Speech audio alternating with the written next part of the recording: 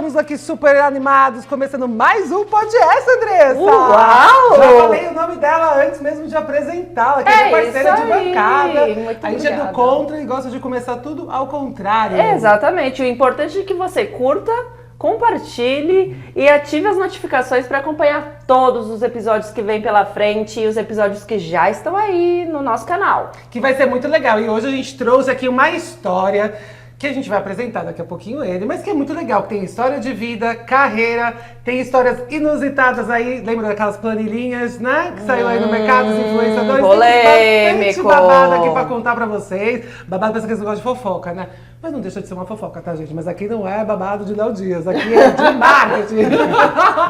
Então a gente trouxe o Felipe, que hoje tá na Els, é isso? Exato. E a gente trouxe ele, tá como hoje diretor de Growth, e vai falar um pouquinho, né, da carreira dele, de como ele começou. Então eu já posso até emendar aqui a pergunta pra você, Felipe, de como você começou a sua história.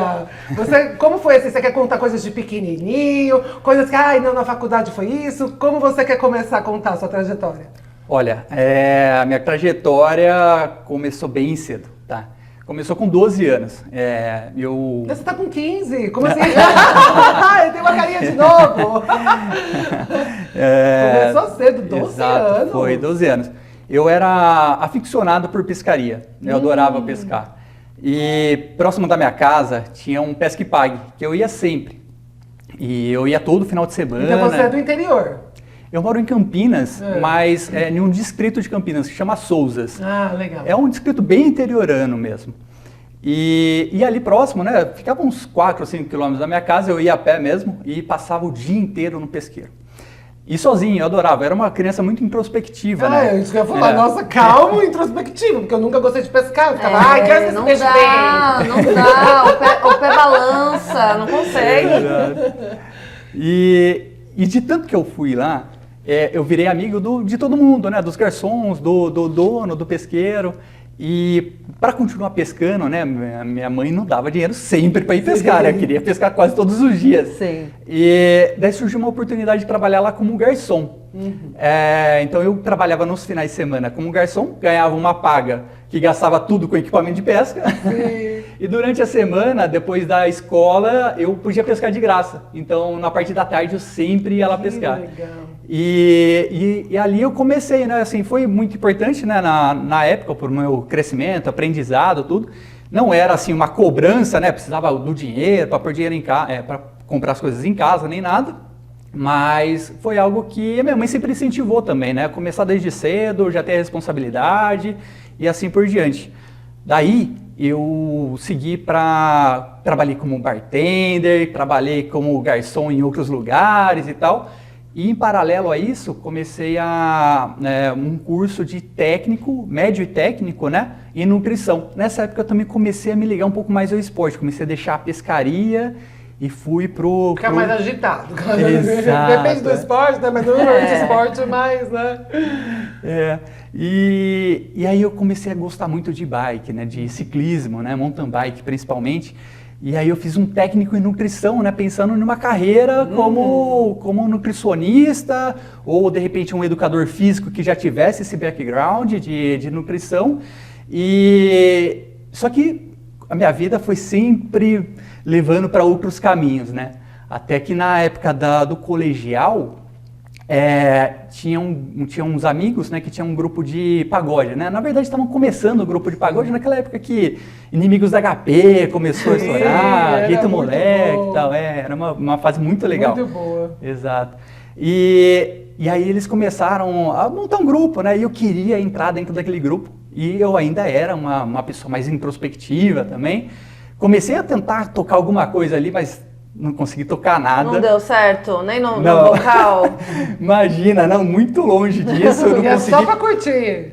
Eu tentei tocar os mais simples instrumentos e não conseguia tocar. Não era o seu forte. Exato, mas eu sempre tive um tino comercial, né? E aí eu falei assim, quer saber? Eu quero estar envolvido, não vou conseguir tocar, então eu vou ser empresário de vocês. Uau! E era uma brincadeira ali naquele começo, eu tinha, sei lá, seus 17 para 18 anos. Mas eu levei a sério, né? Eu falei, não, vou ser empresário de vocês e a gente vai conseguir shows. E eu consegui o nosso primeiro show. em uma casa noturna lá em Souzas também, né, em um bar ali que tinha alguns eventos. E a gente fez a primeira noite e foi um grande sucesso. O negócio estourou. Que legal! Foi muito legal, assim. E a gente ganhava R$1 por pessoa que entrava na casa. Nossa, ficava chamando todo mundo. Vem! Chamamos todo mundo, a escola inteira, o colegial inteiro, foi todo mundo para lá, assim, foi um grande sucesso. E ali eu comecei uma nova trajetória, né? Nessa trajetória de eventos. Então, ali eu conheci mais pessoas do meio, e aí eu conheci uma empresa que produzia grandes shows em Campinas, até São Paulo, em todo o interior. E eu comecei a fazer panfletagem, né? Então eu juntava as meninas para fazer panfletagem. Naquela época era tudo analógico, né? Não era esse marketing digital que tem hoje. Então, assim, tinha que pegar o flyer e na porta da escola, na porta da faculdade. Escolher as pessoas certas, você é VIP, você não sei o quê. Eu lembro dessa época. Você jurava e rezava para ganhar um VIP. Era engraçado. E eu me envolvi no meio de eventos, né? Fiz até produção de eventos e segui mais ou menos nessa trilha. Foi quando eu tive uma oportunidade de empreender, né? Naquele primeiro local que a gente fez aquele primeiro show da banda, eu recebi uma proposta, né? De falar assim, ó, o proprietário na época tinha alguns passivos, ele falou, olha, eu preciso resolver isso e eu vejo que você tem um grande potencial em tocar um negócio. E aí foi que eu aceitei o desafio. Falei, vamos embora, né? Na época eu tinha 21 anos de idade, né? Super novo. Eu sempre fui um garoto muito prodígio, né? E aí eu falei assim, bom, vamos embora, vamos tocar isso aí. Eu tenho uma ideia e eu tô vendo o sertanejo crescer. Já saiu do pagode, falei, olha, sertanejo vai ser o novo hype do momento. E naquela época estava começando, Jorge Mateus, César Menor de Fabiana, aquele sertanejo universitário. Sim. Aí eu criei a Casa do Patrão. Era uma casa sertaneja, né? Que ali antes chamava cachaçaria. Daí eu falei, não, agora vai ser a Casa do Patrão, inspirada naquela festa do patrão em Barretos, né? Eu nunca fui na festa, mas eu sabia que era uma festa que tinha grande sucesso. Eu falei, não, vai ser Casa do Patrão. E aí fiz a inauguração e eu tinha um feeling muito apurado. Na inauguração foi o Cristiano Araújo que tocou na inauguração, quando que ele ainda não tinha feito sucesso. Ele estava começando a carreira dele. Mas eu vi no YouTube um vídeo dele e falei assim, cara, esse cara é diferenciado. Eu entrei em contato, fechei por um cachê super baixo, né? Logo assim, em questão de semanas, ele gravou com o Jorge Mateus e eu nem sabia. Então, quando ele tocou na Casa do Patrão, foi aquele estouro, né? Porque assim, foi num momento entre, sei lá, uns 2 meses antes, eu tinha fechado o contrato, a inauguração depois da casa veio 2 meses posterior, e ele tocou lá e foi um sucesso, gente pra fora e tal. E aí foi uma trajetória de empreendedorismo, né? Sim. Durante 3 anos na Casa do Patrão, foi uma das casas assim com o maior público que tinha na região de Campinas. Levei diversos artistas para lá, fiz o aniversário de 1 ano, daí eu aluguei um espaço para o aniversário de 1 ano, coloquei 4.000 pessoas no evento com o Munhas Mariano, que também foi um grande acerto também. Eles tinham acabado de lançar aquela música Camaro Amarelo, não sei se vocês lembram. Sim. E eu também escutei a música no YouTube e falei, cara, essa música acho que vai pegar, essa música é chiclete, acho que vai dar certo. Contratei eles também por um cachê muito mais baixo do que era de costume, né, de artistas. E aí fiz o show do aniversário de 1 ano e foi um estouro. Então foi assim, durante 3 anos eu vivi essa vida doida, né, que é uma vida noturna e empreendedora e com uma certa imaturidade, né? Ninguém tem maturidade suficiente para tocar um negócio, né, de grande proporção com 21 anos, né? Então, dos 20 aos quase 24 ali, 23, 24, eu toquei essa casa e foi assim, um início de carreira, né? Bem empolgante. Sim. E depois, assim, acabou que Casa Noturna tem, assim, um certo tempo de vida, né? Vida útil, né? Como se tem uma vida útil um pouco mais curta, né? E depois foi caindo no movimento, veio aparecendo outros hypes, outras casas mais modernas, com outras estruturas, e o negócio foi diminuindo e acabei que tive que fechar a casa, né? Daí, bom, tive que fechar e aí por diante tive que me reinventar, né? Falar, para onde eu vou, né? Só um ponto que eu acabei não mencionando, né? Entre o colegial e trabalhar com eventos, tudo, eu entrei na faculdade, né? Comecei a cursar marketing e publicidade. Desistiu da nutrição. Exato. Foi aí que eu me encantei pelo mundo de eventos, né? E o mundo de eventos é um mundo lúdico, né? É um mundo que para jovem é super, super legal, né? É algo que todo mundo quer trabalhar com isso. Sim. E naquele momento eu estava super encantado, eu estava fazendo a faculdade, comecei a empreender e aí comecei a migrar para a publicidade. Porque assim, para você fazer um show, para você fazer um evento, né, você tem que saber divulgar, você tem que saber de estratégia de marketing. Naquela época, assim, estava começando Facebook, né? A gente trabalhava muito Orkut, mandava scrap para todo mundo. Contratei robô, né? Tinha uns robozinhos chatbot lá que enviava os scrap para todo mundo e tal. E estava começando o Facebook. E eu peguei bem o início do que é o Facebook Ads, né? O que hoje é o Meta Ads. Sim. E eu fiz os primeiros anúncios quando ninguém se falava nisso. Então a Casa do Patrão já tinha campanha paga lá naquela época. Eu acho que assim, não tinha nenhuma casa noturna que fazia isso. E eu trabalhei, e eu comecei, né, a entender sobre o que era tráfego pago e tal. Época que a faculdade não tocava nesse assunto. Não. A faculdade tinha um computador para a sala inteira, né? Não abria-se nem Photoshop naquela época, né? E então, assim, foi muito rico, né? Ter empreendido desde cedo, né? Ter atuado em diversos cenários, mas que depois que fechou a casa, eu precisei, e agora? O que eu vou fazer, né? É lógico que, assim, a casa não fechou dando lucro, né? Eu tive que, na hora que fechou, tava seco, né? Precisava reinventar, precisava arrumar alguma coisa para ganhar dinheiro.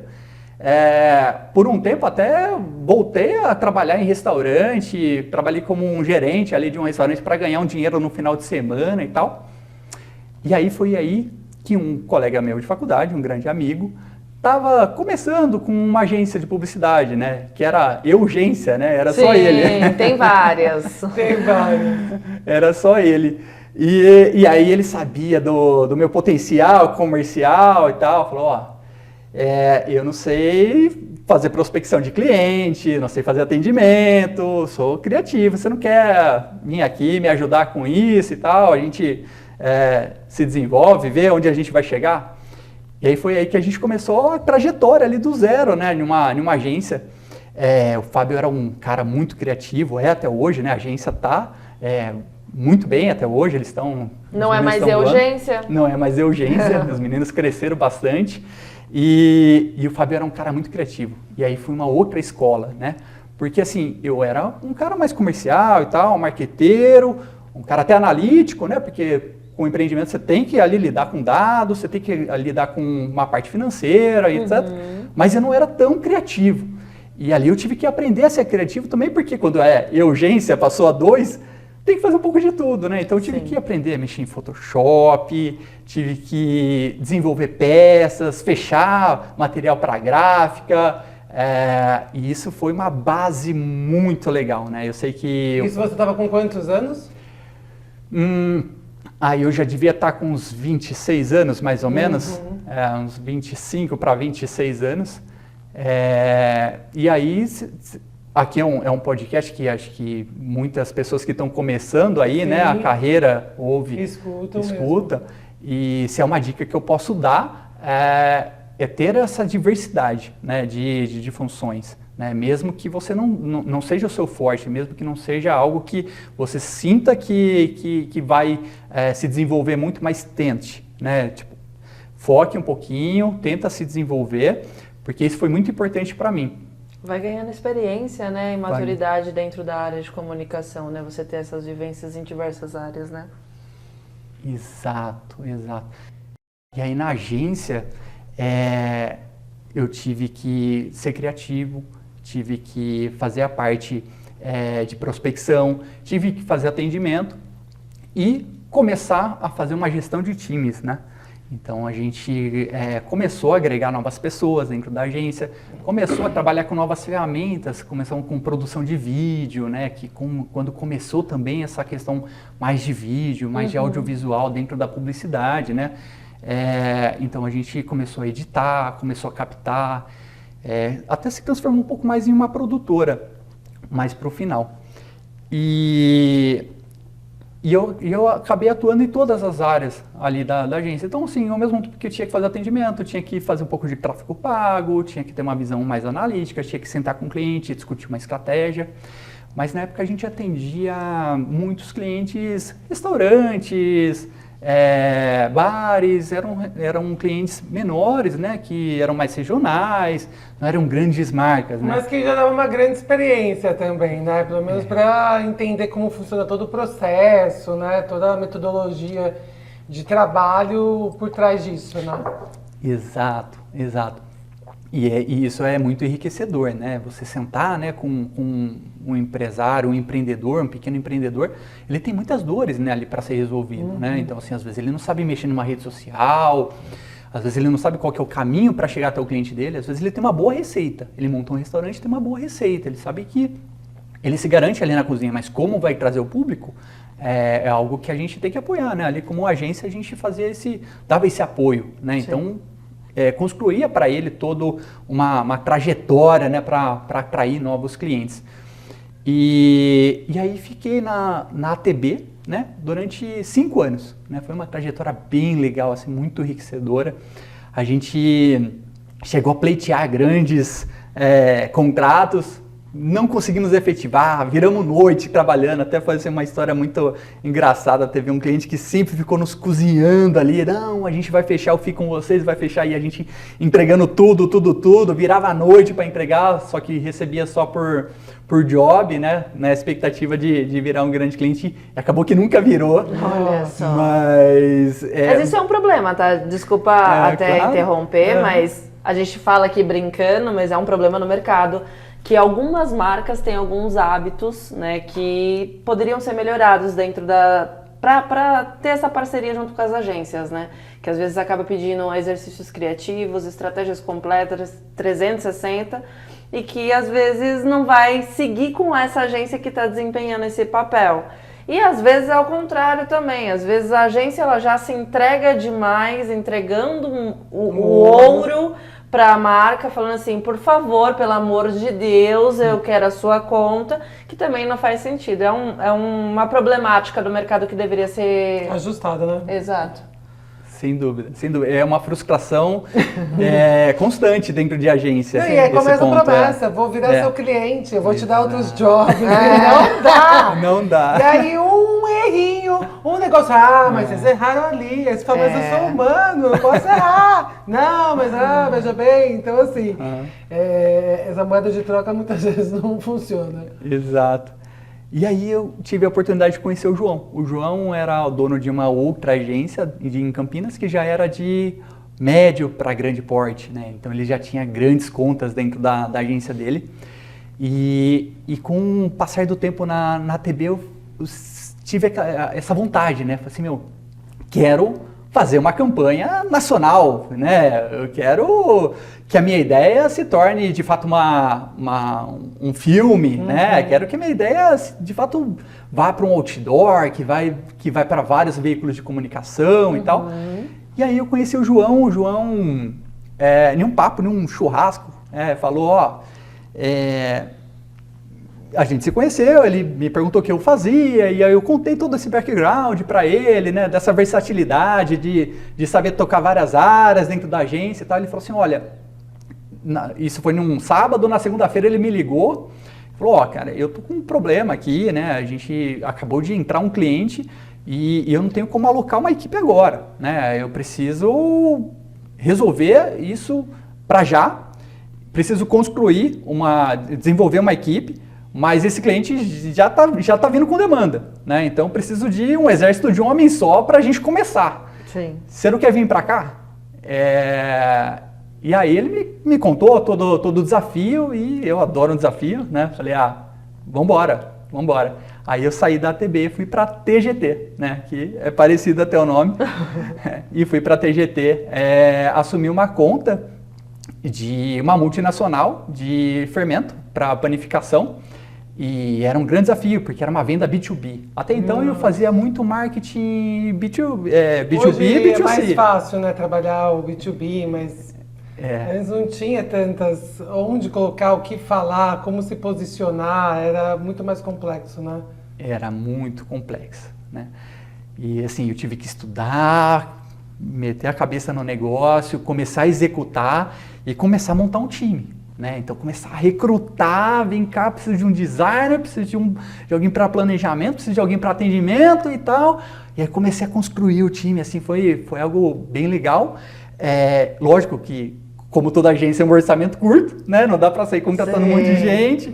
Então, começamos com poucas pessoas ali, começou a tocar. E aí o projeto começou a crescer, né?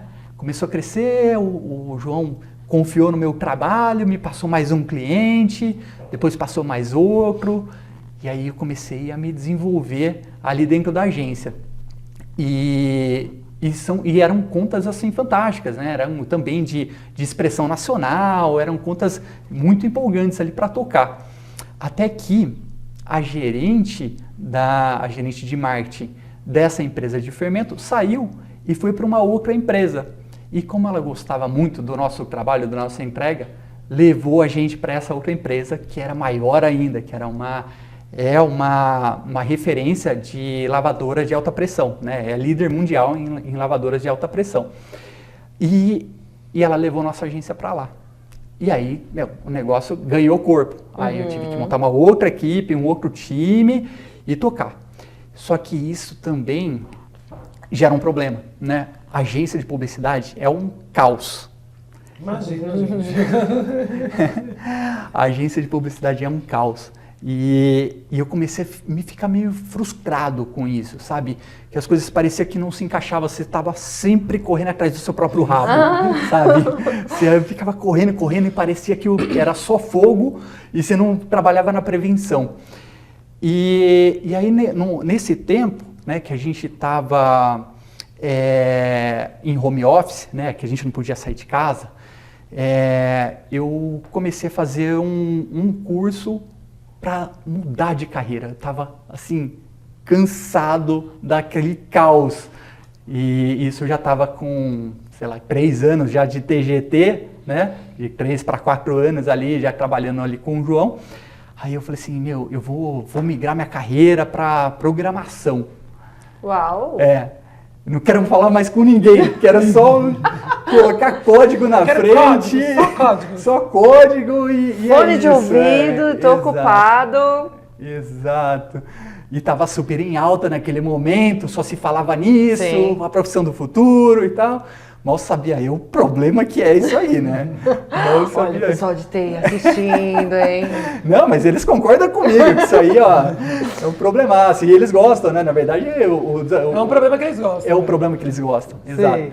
E eu comecei a estudar lógica de programação, fechei um curso lá em uma grande plataforma e fiz curso de Java, programação mobile e tal. Só que teve um curso que mudou a minha vida, que era um curso de gestão de projetos ágeis, que chama Scrum, né? Que é a metodologia do Scrum. Sim. Só que é uma metodologia que ela é muito fácil, né? É fácil de você entender e é fácil de você aplicar. E eu falei assim, opa, peraí, tem solução para o caos? Né? Parece que sim. Aí eu fiz esse curso. E é um curso, básico, só que era o estopim que eu precisava para virar uma chave de organização.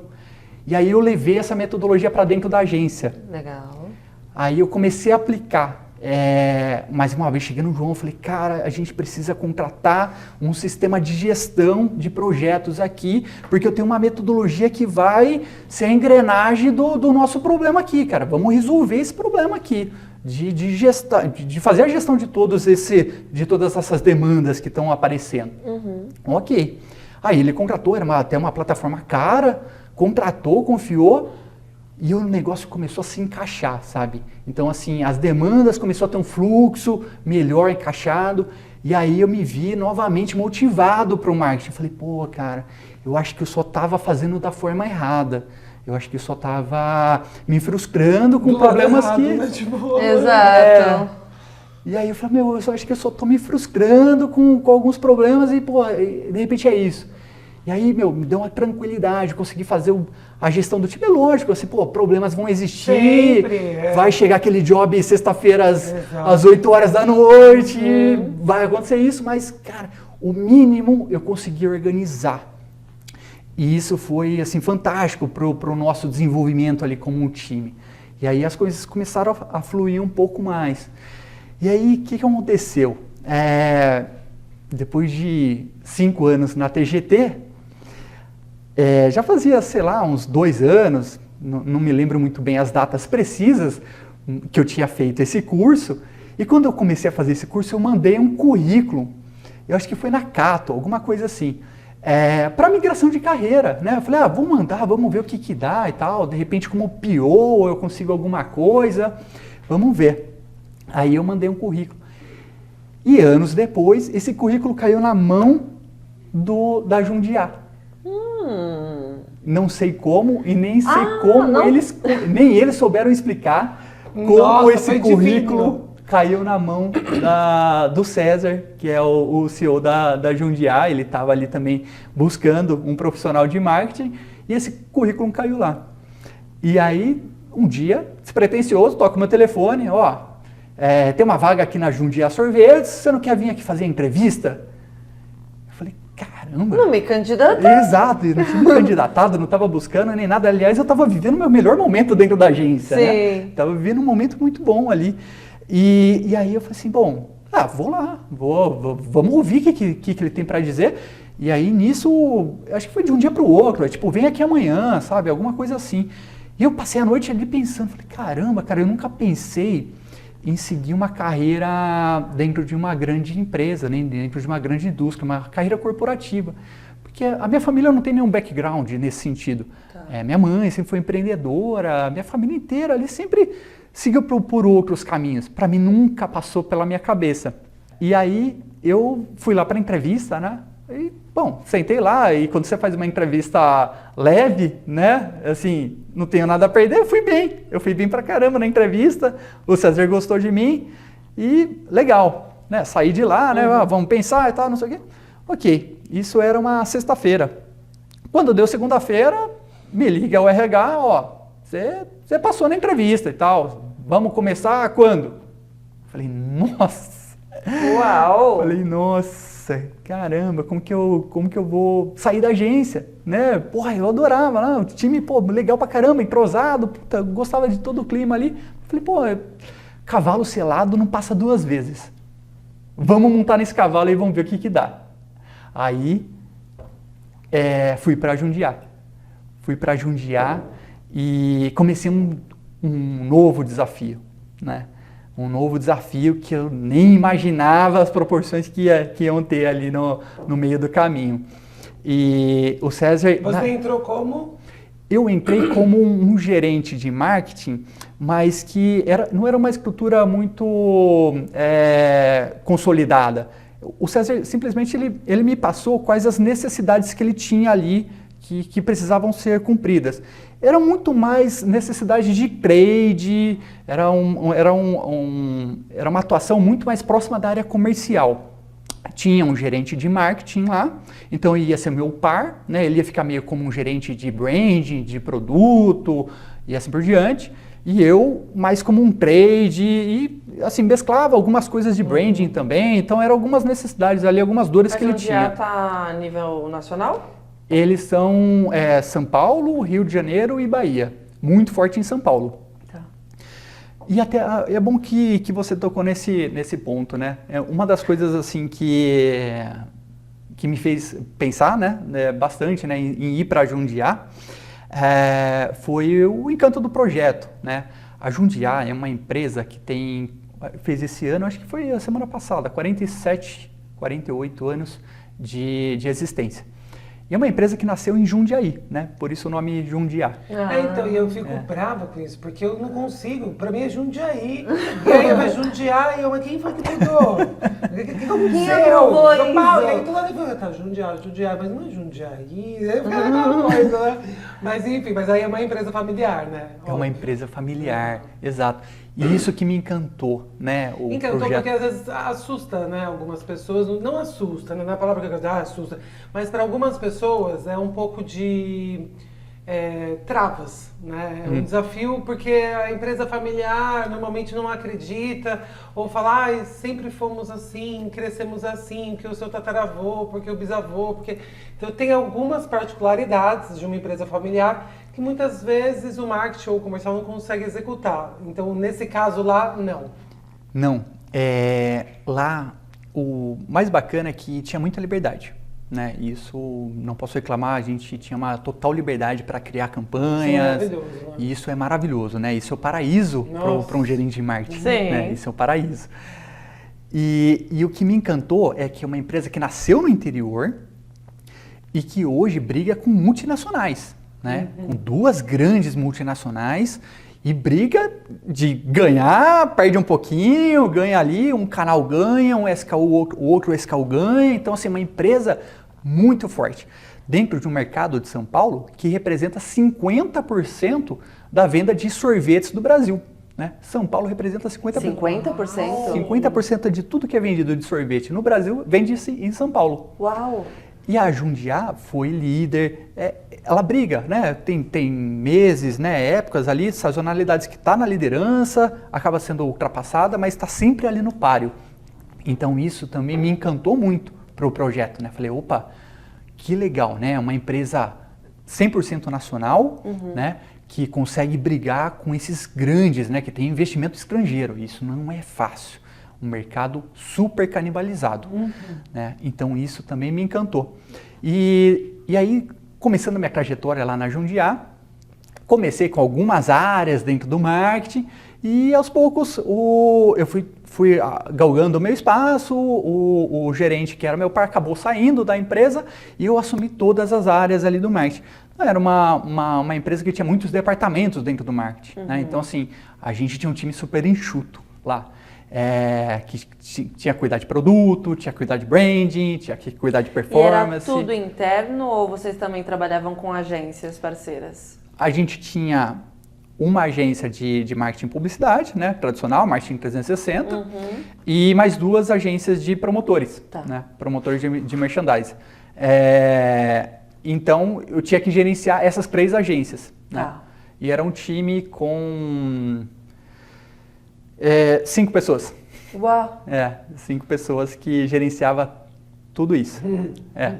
Mas a gente conseguiu fazer grandes campanhas, né? Conseguimos fazer grandes entregas, lançar grandes produtos. Embora tenha sido pouco tempo, né? Fiquei 1 ano e 2 meses, mais ou menos, dentro da Jundiá, mas a gente conseguiu fazer grandes entregas, né? E ali eu tive a minha maior provação como profissional. Logo que eu assumi toda a área do marketing, repentinamente saiu um gerente de autosserviço, de vendas, um gerente de vendas de autosserviço. Ele saiu repentinamente.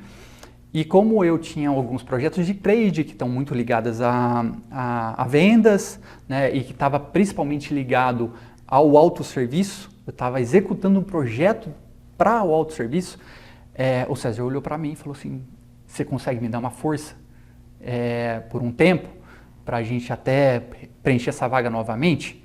Eu falei, vamos, eu sempre estive disposto a tocar. E como assim, tinha já um pouco desse tino comercial, já estava envolvido ali, aceitei o desafio. Então eu fiquei por 3 meses como um gerente de marketing e gerente do autosserviço. Uau. Que é um dos canais mais sensíveis da companhia, em uma época que a gente teve que aplicar uma nova política de preço. E vai falar de preço com os grandes players do mercado, com grandes redes. É uma guerra ferrenha, né? Você não pode falar em aumento de preço para esse pessoal que é super difícil você passar, né? E então foi um grande desafio. E ao mesmo tempo que também saiu de 5 supervisores que esse gerente cuidava, saiu 4 no mesmo momento. Então eu tive que construir um novo time de vendas, de supervisores, né? Ainda a gente tinha o apoio dos vendedores. Ao mesmo tempo que eu tinha que atender essas redes, né? Então tive que fazer reuniões com grandes redes nacionais e etc. Falar sobre aumento de preço e redução de investimento. Você imagina?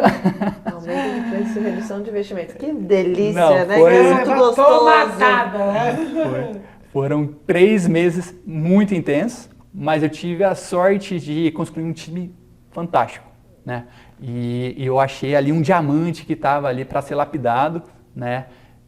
O Diego, eu falei assim, cara, esse cara tá pronto para ser o gerente. Esse cara é fantástico, é um vendedor nato, aquele vendedor na veia, assim, que ele senta com qualquer um e vende qualquer coisa. E aí eu falei assim, bom, cheguei no César e falei, César, acho que a gente tem aí um substituto, né? Eu posso agora voltar para o marketing porque a gente tem uma pessoa para assumir novamente outro serviço que tem muito mais capacidade de vivência, né? Já tinha vindo do concorrente, etc. e tal, então tinha uma vivência ali pronto para assumir o cargo. E aí eu consegui voltar para o marketing. Tá.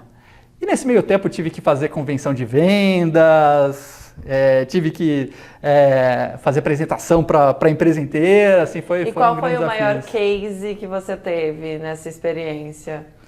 De marketing? Isso. Legal.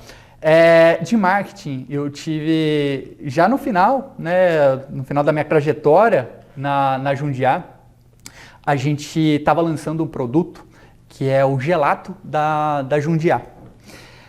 O gelato era um concorrente, né, na categoria de sorvetes premium, né? A gente entrou ali para brigar com grandes players que já atuam já nessa categoria. E aí a gente primeiro, né, fez uma pesquisa, né, sobre quem que vai estampar essa marca, né? Então traçamos todos os perfis, olhamos com o dedo, com calma, várias propostas e aí encontramos a Carla Dias. Falou assim, cara, essa pessoa ela é fantástica, ela super encaixa com a nossa proposta, ela encaixa com a nossa proposta de valor que a gente quer trazer para esse produto, é uma pessoa família, tem uma visão, uma imagem fantástica e inabalável, né? Falei, bom, vamos trazer a Carla Dias. E aí ela super topou, porque ela mora em Jundiaí.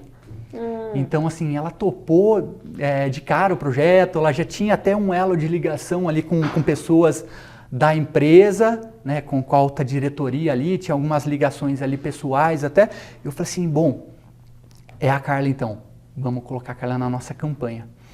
Isso foi em meados de outubro de 2024.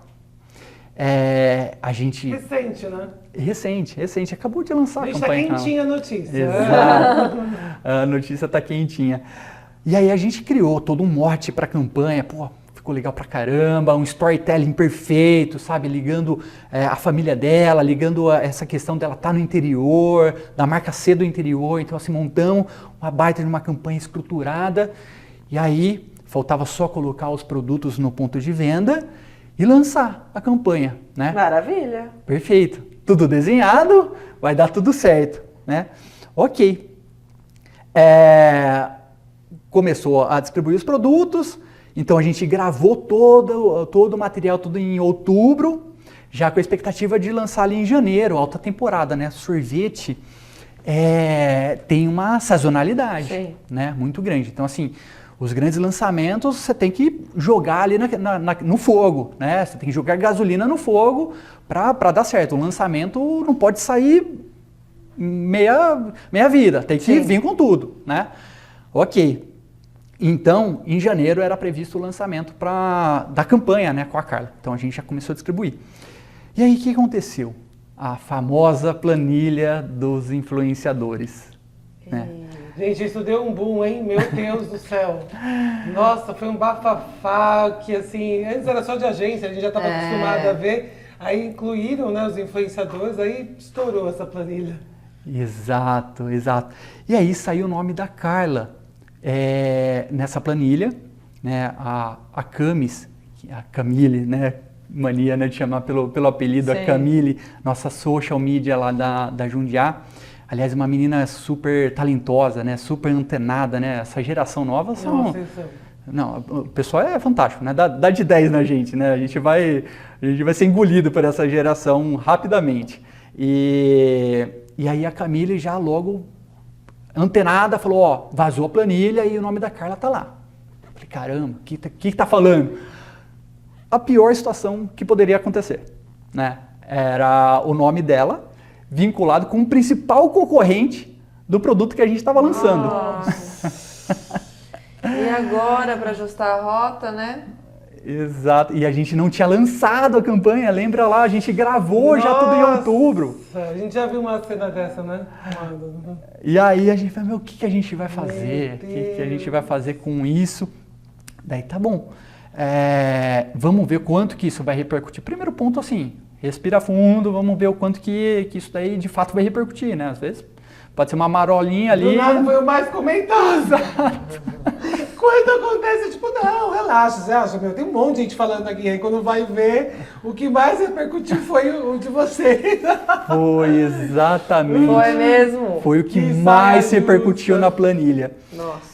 De uma forma muito positiva para a imagem da Carla, né? Como eu disse, é uma imagem inabalável. A imagem dela é muito boa.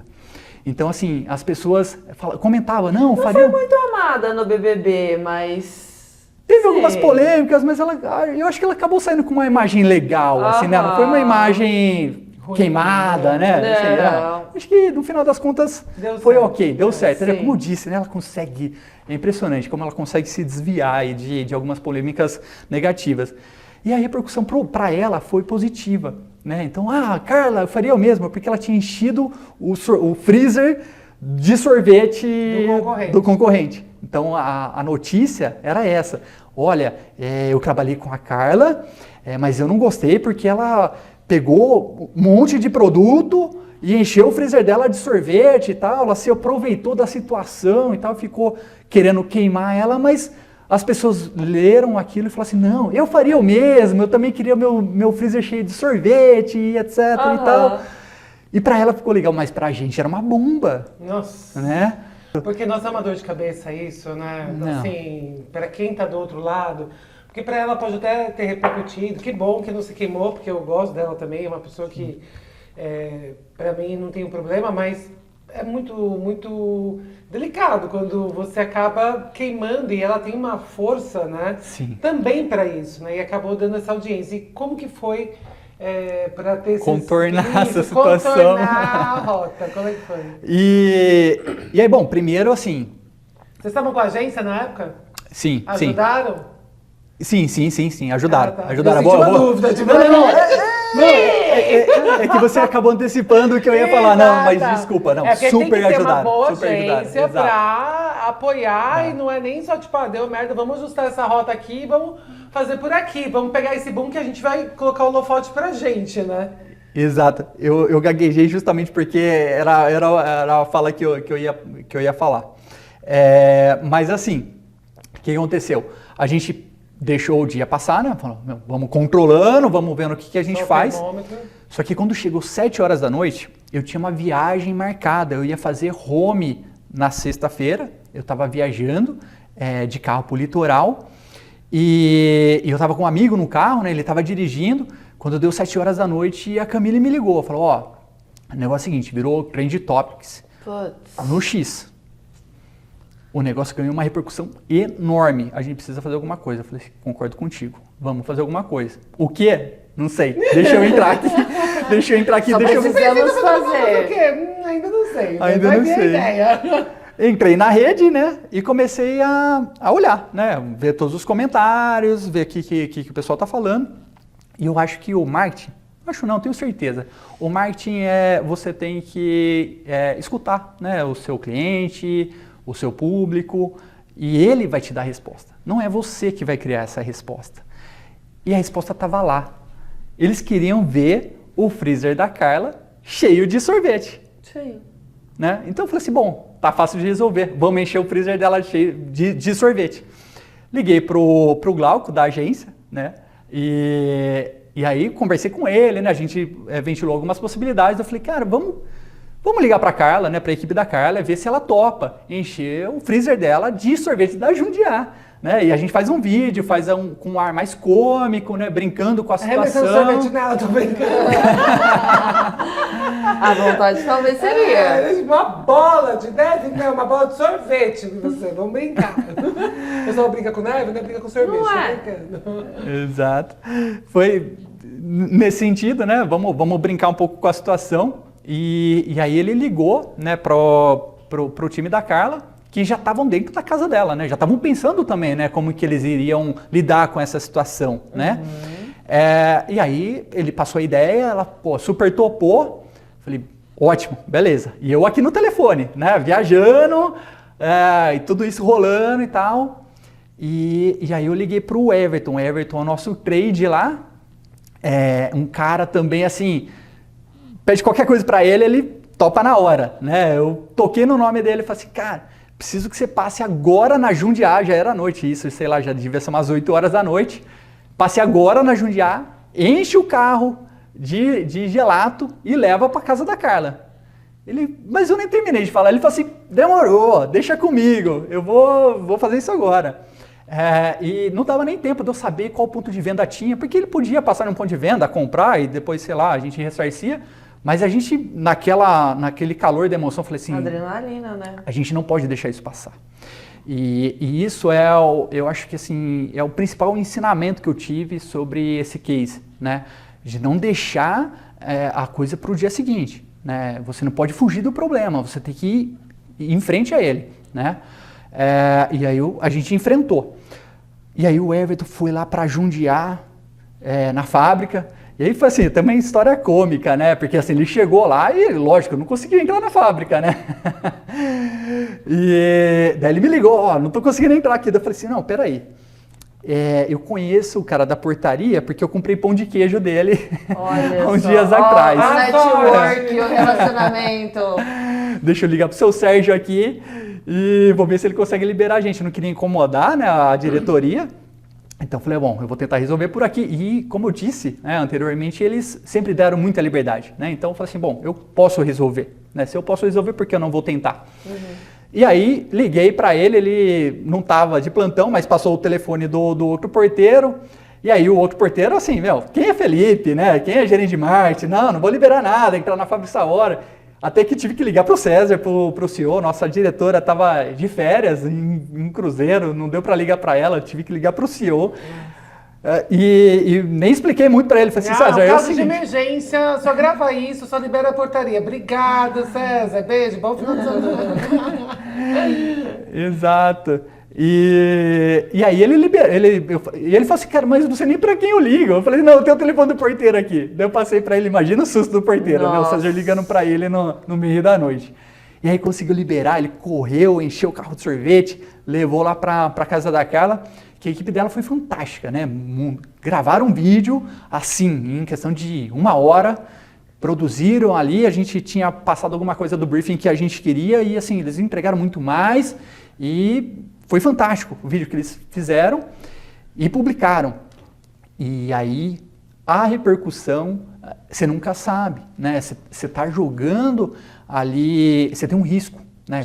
Pode ser bem visto, pode ser mal visto, você consegue controlar uma parte, né? Você consegue enxergar uma tendência, uma curva de tendência, mas você não consegue ser assertivo nesse quesito, né? Então era um risco muito grande. Eu podia ter ficado quieto, falar assim, vamos culpar a Carla, vamos culpar o mundo, vamos culpar alguém, fica na minha, porque se der ruim, pode dar muito ruim, né? Pode repercutir muito mal.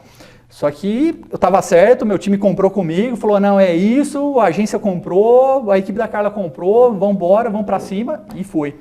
E a repercussão foi muito positiva. Ai, que bom. Foi muito legal. Então, assim, eu fiquei 3 horas no carro durante a viagem, acordei no dia seguinte, cedíssimo, já comecei a entrar e comecei a ver os primeiros comentários, porque a gente soltou à noite ainda. Sim. Pensa o seguinte, olha o time. O boom foi umas 7 horas, o vídeo estava lançado acho que antes das 10. Caramba, A gente já foram estava bem com o ágeis. vídeo. E aí começou até teorias da conspiração, né? Não, a Jundiá que escreveu na planilha, tudo isso foi arquitetado e tal. Eu queria ter sido um gênio desse jeito, mas o máximo que eu fiz foi, assim, resolver, né? Apertar o gatilho ali e ter uma equipe fantástica para me apoiar, né? E eu acho que isso é o maior sucesso que eu tive dentro da Jundiá foi ter pessoas muito boas do meu lado. Tive a oportunidade também de criar o meu time dentro da Jundiá, né? Então, assim, quando eu entrei era só 3 pessoas ali. E aí uma já estava de aviso prévio, já estava saindo, a outra saiu logo na sequência, e aí eu tive a oportunidade de criar meu time, né? E ali eu consegui escolher a dedo, né? Eu acho que um time você precisa ter uma caixinha de ferramenta, né? Você precisa ter o alicate, você precisa ter a chave de fenda, você precisa ter o arame e tal. E são pessoas de skills distintos, mas que junto se complementavam muito bem, né? Então, assim, era uma equipe fantástica que não tinha tempo ruim. Então, eles executavam. Então, liguei pro Everton à noite, ele foi lá, executou. A dona Ana, que é uma pessoa que eu garimpei ali da recepção, que trouxe ela pro meu time, vi que ela tinha grande potencial, uma mulher, fantástica. Infelizmente, ela não atendeu o telefone, que ela estava em um compromisso lá, mas ela conseguiria descravar a portaria, né? Por exemplo, ela é uma pessoa que ela tem todos os atalhos ali da Jundiá.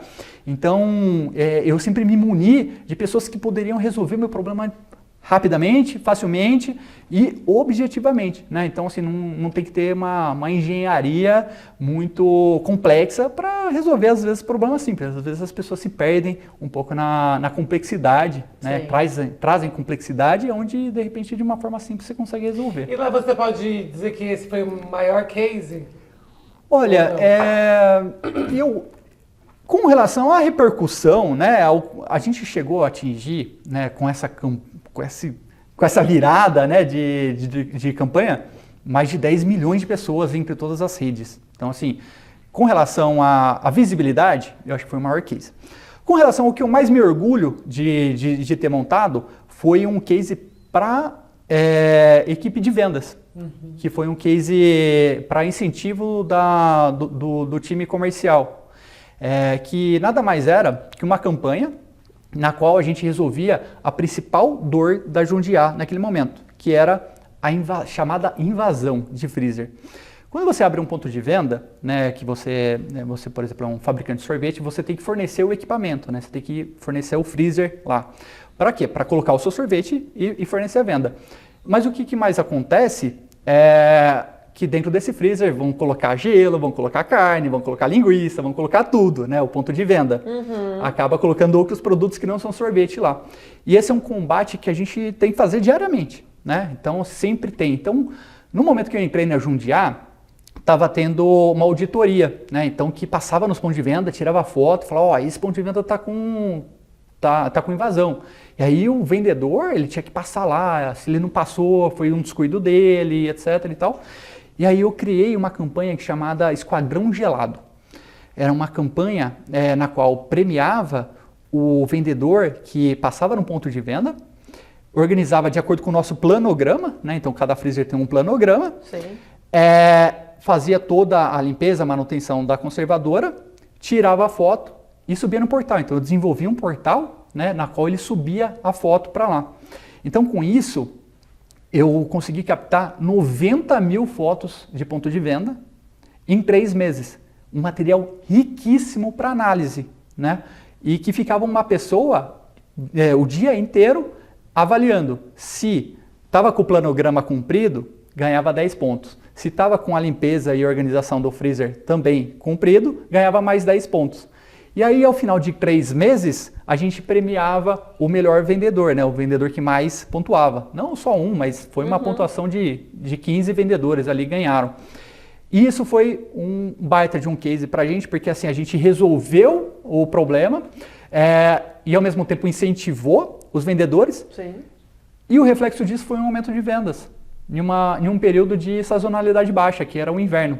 Então, assim, eu acredito que com o case do Esquadrão Gelado, a gente resolveu várias dores de uma vez só. E principalmente ter um material de análise muito rico para a empresa, né? Quanto que antes eu precisava que a auditoria fosse em cada um ponto de venda tirar foto, o próprio vendedor tirava a foto. Ele mesmo colocava lá dentro do portal. Então esse foi, acho que, um dos cases assim que eu mais me orgulho ali, porque foi uma campanha muito bem sucedida, né? E que até gerou promoções de vendedores, né? Porque assim, a gente começou a ver de fato o trabalho dele. Então teve vendedor que virou supervisor, que virou gerente. Então, assim, teve um grande impacto, não só para a companhia, mas para quem trabalha lá. Então, eu acho que esse foi um dos cases mais legais, assim. Pode ter alguns outros cases mais antigos, que talvez não lembro, mas acho que esse está mais fresco. Exato, que me marcou. E aí, como foi essa transição, né, de sorvete para uma fintech? Tipo, os assuntos completamente diferentes. Que Els. É claro, assim, que você tá... Gente, acabou de chegar na Els, né? Então, Exato. Assim, é um bebê bem recém-nascido, tem um mês só.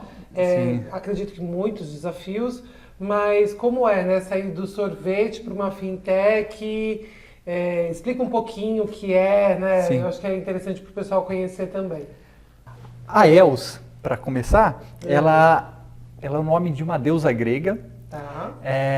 que ela tem essa deusa grega, ela tem as chaves do céu, que abre as portas para a carruagem de Hélio. Hélio é a personificação do Sol. Então, ela é a responsável, conhecida como a responsável pelo amanhecer, pela luz do Sol. Então, Que lindo! É lindo! Uau! E faz total sentido, Não, né? total, porque ele vai falar agora o porquê que faz sentido. exato. E a Els, ela resolve um problema muito interessante. Tá? Ela democratiza o acesso à energia solar fotovoltaica. Né? De que forma? A gente fornece crédito para as pessoas que queiram instalar o seu sistema fotovoltaico em sua residência.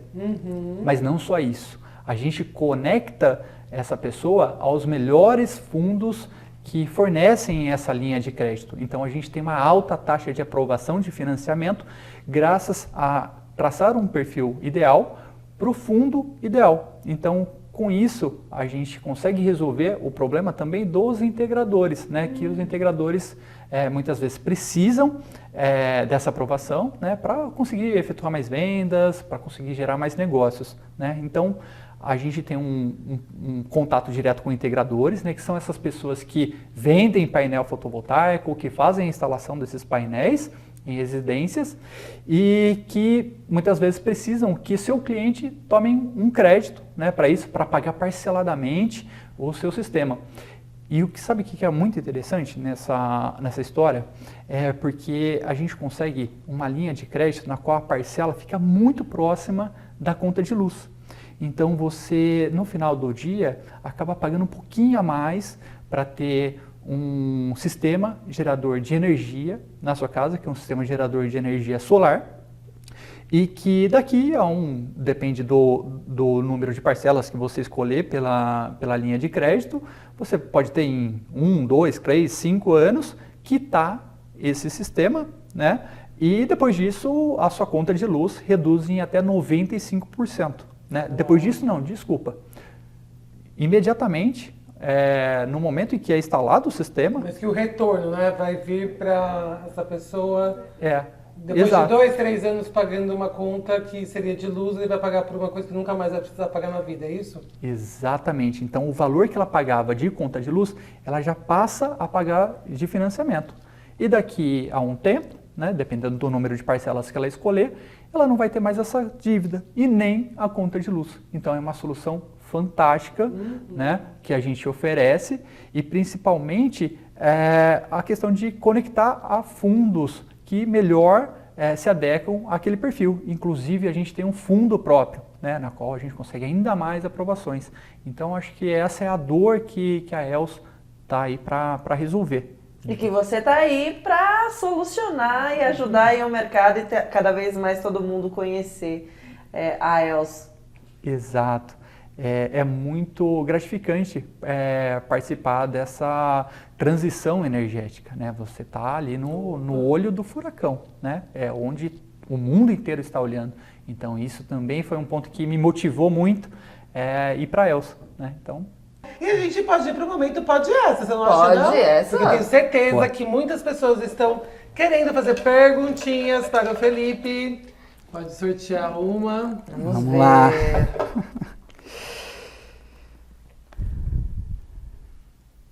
Você tem algum profissional, mentor como referência na área? Olha, pergunta que vai me complicar aqui, hein? Vai citar alguns ou não vai citar nenhum? Sim, claro. Eu acho que assim, todos que participaram da minha trajetória tiveram assim pontos super importantes e agregaram muito valor. Eu tenho muito orgulho de ter saído, né, de cada empresa, de cada local com as portas abertas, né, com uma amizade que ficou para um todo. Então, os profissionais, né, desde o Fábio, da TB, o João, da TGT, o César, da Jundiá, e agora o Du, né, que é um cara que me inspira muito e tenho certeza de que ele vai agregar ainda mais no meu futuro, na minha carreira, e eu acho que esses são as pessoas que me apoiaram. Tiveram outras lá atrás, mas acho que esses são os últimos aí que passaram pela minha carreira. Eu acho que, sem dúvida, são as pessoas que agregaram muito. Que legal, eu acho que assim, ficou super claro, adorei, assim, ficar sabendo todas as histórias. Ele falou que, né, poderia ficar tenso, nervoso, primeiro podcast, a gente foi super bem. Imagina! Falou tudo que a gente queria ouvir aqui, acho que ficou claro. Venha sempre que você puder, agora vai vir mais atualizado, porque, né, um mês ainda é muito recente para contar alguma coisa. Então as portas estão abertas para você vir novamente, falar, meninas, tenho novidades, não é da planilha de influenciadores, é da Fintech, enfim, a gente está aqui na torcida, sucesso para você. Obrigado. Eu espero que dê tudo certo, já deu certo, né, só de você estar lá, já conseguiu implementar algumas coisas que para um mês já é muito importante, com resultados, então eu desejo muito sucesso e venha sempre de verdade quando você quiser, vai ser super bem-vindo, tá bom? Eu que agradeço. Obrigado. Obrigada. E vocês que ficaram até o final, dá o likezinho para ajudar nesse algoritmo, gente. Ele fica só colocando a gente para onde? Para cima, não vamos falar nada. Para cima. Para cima, por favor. Deixem seu like e obrigada aos patrocinadores desse programa maravilhoso, que eu não estou falando muito para não enjoar, porque, gente, eu não enjoo deles, né? Mas eles são demais. São. Obrigada, gente. Até a próxima edição. Até, tchau, tchau.